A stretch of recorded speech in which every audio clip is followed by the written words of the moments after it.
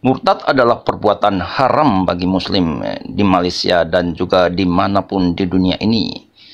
Bagi yang berani melanggar maka bakal terkena sanksi sosial dan sanksi hukum di Malaysia. Sanksi hukumnya bagi Muslim di Malaysia yang coba berani murtad adalah bisa dikenakan hukuman penjara karena hal itu melanggar hukum syariah Islam di Malaysia.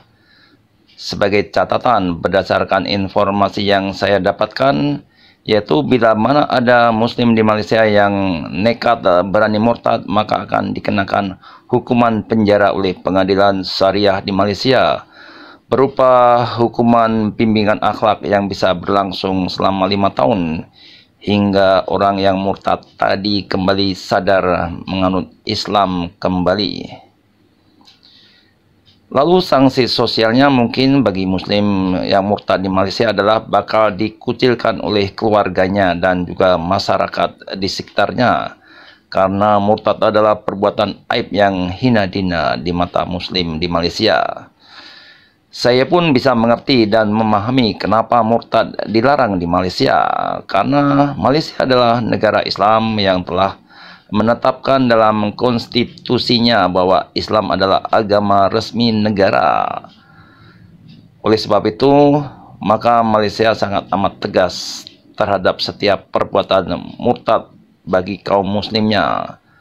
Maklum saja, Malaysia adalah penduduk yang mayoritasnya adalah beragama Islam. Dengan latar belakang tersebut, maka bila mana ada kasus murtad di Malaysia akan menjadi berita heboh di Malaysia.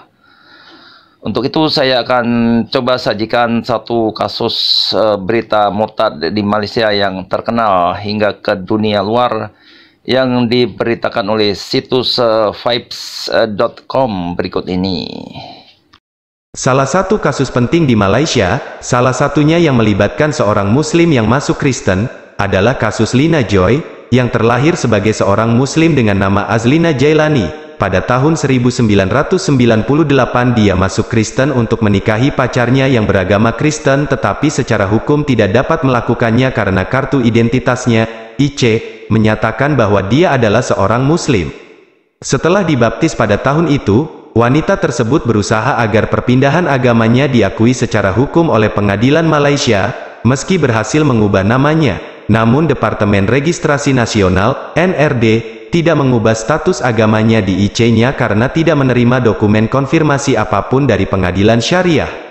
Berharap untuk hidup sebagai seorang Kristen, pada tahun 1999 ia mengajukan gugatan ke pengadilan tinggi dan melewati pengadilan syariah, pengadilan Islam yang berwenang atas konversi dan jurisprudensi Islam lainnya.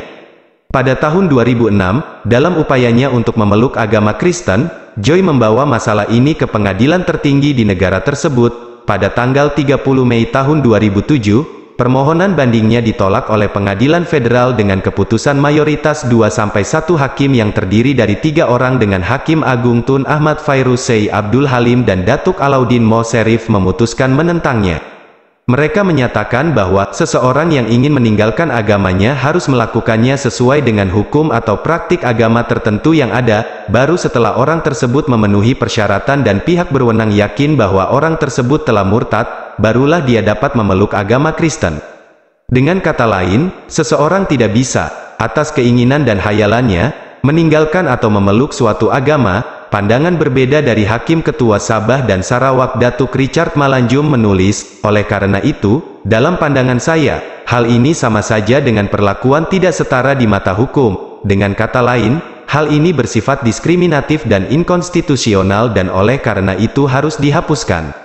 Untuk itu saja, keringanan yang diminta oleh pemohon harus dikabulkan, yaitu pernyataan bahwa ia berhak mempunyai kartu identitas, yang di dalamnya tidak dicantumkan kata Islam. Jika Joy berhasil dalam upayanya, ia akan menciptakan sebuah preseden yang memungkinkan umat Islam untuk secara resmi mengubah agama mereka di IC mereka, sekaligus menghilangkan hambatan bagi pernikahan Muslim dan non-Muslim.